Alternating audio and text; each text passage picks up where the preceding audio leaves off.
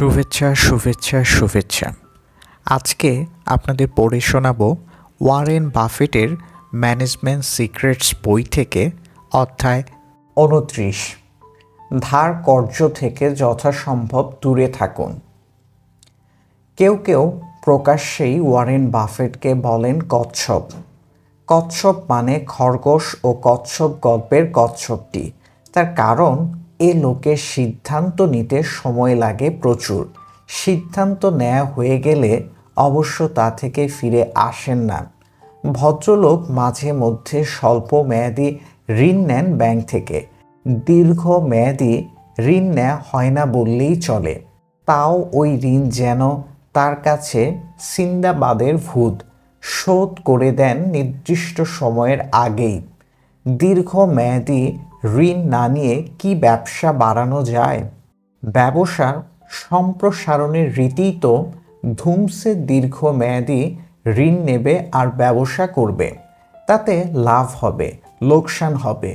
বছরে গাড়ি পাল্টাতে পারবে এক দুবার, কয়েক বছর পর পর কিনবে নতুন বাড়ি, অ্যাপার্টমেন্ট। এভাবেই তো জীবনে আসে গতি। ওয়ারেন বাফেট কি করেন? অনেকে মনে করেন তিনি থাকেন নিউ ইয়র্ক নয়তো ওয়াশিংটনে। বাস্তবতা হলো সেই কবে $34,000 দিয়ে একটা বাড়ি কিনেছিলেন ওমাহায়। এখনও থাকেন সেটাতেই। পয়সার অভাব নেই, অথচ কেমন কুঞ্জুস। ভক্সওয়াগন বিটল চালাচ্ছেন 20 কি 23 বছর। বাতিলের আগে আবার বললেন আরও কিছুদিন এটা চালানো যেত। দামি স্যুট পরার সাধ্য তো তার অনেক আগেই হয়েছে, অথচ এখনও ওমাহার সস্তা দোকান থেকে স্যুট কেনেন। লোক লজ্জার ভয়ে অবশ্য নিজে গিয়ে কেনেন না এখন। ড্রাইভারের হাতে স্যুট কেনার পয়সা দিয়ে নিজে বসে থাকেন গাড়িতে। এসব অভিযোগের কোনোটি অস্বীকার করেন না বাফেট। উল্টো গর্ববোধ করেন এমন জীবনযাত্রা নিয়ে। বলেন, অনেক ব্যবসায়ীরই রাতে ঘুম হয় না শুনি। আমার সেসব সমস্যা নেই। রাতে খাবারের পর একবার ঘুমালে ভোরের আগে হুঁশ ফেরে না। আমি যদি তাদের মতো করে চলতাম তাহলে জীবনে গতি আসতো বটে, কিন্তু শান্তিতে ঘুমাতে পারতাম না হয়তো। আরেকটি বিষয় আছে, অনেক ব্যবসায়ীকে দেখেছি ঋণ করে নতুন গাড়ি কিনে বিলাসী জীবনযাপন করছেন।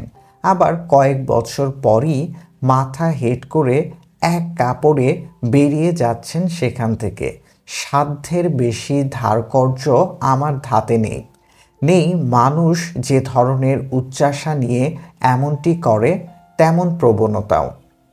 আমার নিয়ম হলো সাধারণ জীবনযাপন করো, ঋণ কম নাও, সঞ্চয় করো আর বিনিয়োগ বাড়াও। তিনি বলেন, যারা ধনী হওয়ার পরামর্শ চায় তাদের কাছে এই পরামর্শটাই দেই। সঞ্চয় করো যাতে অন্যের কাছে হাত পাততে না হয়।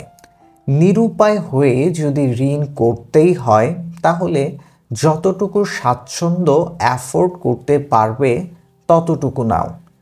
বাফেট হিসাব করে দেখেছেন, কারো আর্থিক অবস্থা যত শক্তিশালী হোক, মোট আয়ের 18 থেকে 20% বেশি ঋণ নেওয়া একেবারেই উচিত নয়।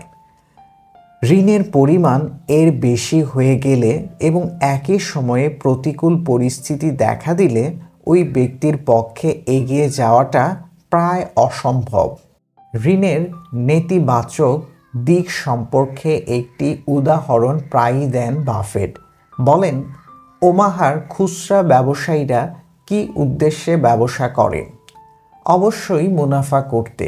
সেটির উপায় ক্রয় মূল্যের চেয়ে বিক্রয় মূল্য যেন বেশি থাকে সেদিকে লক্ষ্য রাখা। ধরুন, খুচরা ব্যবসায় প্রতিযোগিতা বেড়ে যাওয়ায় মুনাফা কমে গেছে। এখন ওই ক্ষুদে দোকানদার কি করবে? 1, সে বিরক্ত হয়ে ছেড়ে দিতে পারে ব্যবসা। 2, বুদ্ধিমান হলে পণ্য বিক্রি করবে না। উল্টো অন্য দোকানের পণ্য কিনতে ক্রেতাদের সে ডলার দিতে পারে ঋণ হিসেবে। যেহেতু ধার দিচ্ছে, এক্ষেত্রে খেলার নিয়ম দোকানদারের পক্ষেই থাকবে স্বভাবত। মনে করুন সে ঋণ দিতে চায় 1, 2, 3 সপ্তাহ মেয়াদের জন্য এবং 100, 200 ও $300 করে।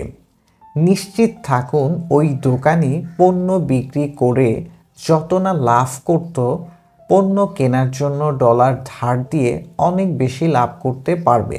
আরেকটি কাজও করতে পারে সে, নিজেই ক্রেতাকে তার দোকানের জন্য পণ্য কিনে দেবে।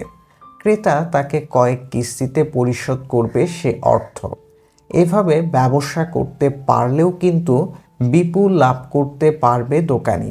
উভয় ক্ষেত্রেই অবশ্য দোকানিকে দুটি নির্দিষ্ট সময়ে অর্থ ধরে রাখতে হবে। 1, যখন ক্রেতা ঋণ চাইবে। 2, যখন তারা ব্যয় করবে। বাফেট বলেন, ব্যবসায়ীর পাশাপাশি আমি নিজেকে একজন সচেতন ভোক্তা বলেও মনে করি। ভোক্তা হিসেবে আমি চাই ব্যবসায়ীর মুনাফা কম হোক, তাই খুচরা পণ্য কেনার সময় দর কষি, অর্থ সঞ্চয় করি, যাতে অন্য কেউ আমাকে ধার দেওয়ার সুযোগ না পায়। বাফেট বলেন, ব্যবসায় ঝুঁকি নেয়ার একটি রোমাঞ্চকর অনুভূতি রয়েছে।